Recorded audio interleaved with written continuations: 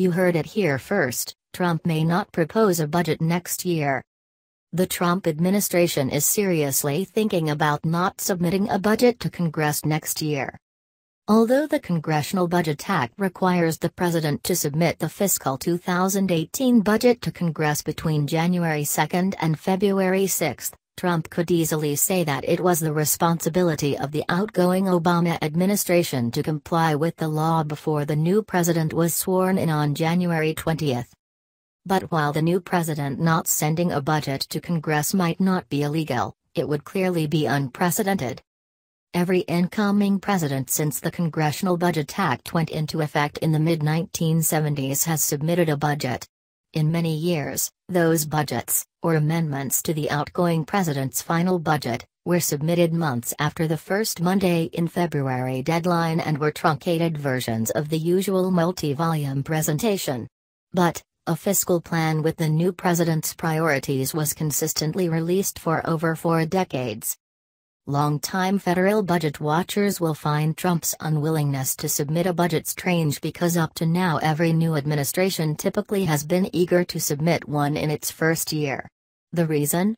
It's the biggest opportunity that will exist to present the president's plan for all to see and for the White House to dominate the news for a week or more as the details are released, discussed, analyzed and promoted at congressional hearings and other forums.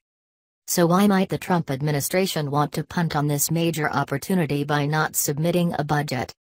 First, it would allow Trump to avoid the complaints that always come from those the budget proposals would harm by denying them a platform to criticize the White House. No proposals on paper would mean nothing to disparage. Second, it would allow the White House to avoid having to say how much its taxing and spending proposals will increase the federal deficit and national debt. Given that many estimates put the likely annual deficit from the Trump campaign plans and that the total increase in the national debt before the 2020 election could easily equal the borrowing during the first 4 years of the Obama administration, the likelihood that this is a major consideration should not be downplayed. Just think of the value of not having to publish a table that for the first time shows those very high numbers, and not having to answer to the House Freedom Caucus. Third, it would also eliminate the need for the administration to publish a table with the promised during the campaign, the high interest rates many economists think are coming and Trump's unrealistic assumptions on jobs and unemployment. Fourth, it would eliminate the need for the House and Senate to hold hearings on the Trump budget. That would expedite Congress' consideration of its 2018 budget resolution and fifth, although there have been a few rumors about possible directors of the Office of Management and Budget, almost a month after Election Day no one has yet been named.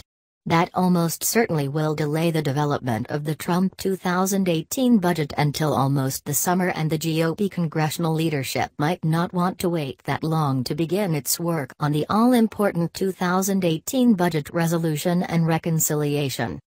Finally, because the White House and Congress will be preoccupied until around the end of March with a budget resolution, reconciliation bill and appropriations for 2017 and a new debt ceiling increase, Trump may not have time for the 2018 budget that would have to be developed at that same time. Given that schedule, plus the fact that it will take some time to get the Trump cabinet and sub-cabinet confirmed, the White House may think that not submitting a 2018 budget and just working with Congress will be its best chance to be successful. Trump not submitting a 2018 budget is just something I was told by sources in the GOP congressional leadership. The Trump Transition Office did not return a call asking for comment. But it makes sense that a never-before-tried procedure like this would be considered. After all, Trump so far has been more than willing to bastardize the budget process in other ways, like reconciliation twice in the same year, to get what he wants adopted and avoid criticism. Why not this scheme as well? Please subscribe my channel.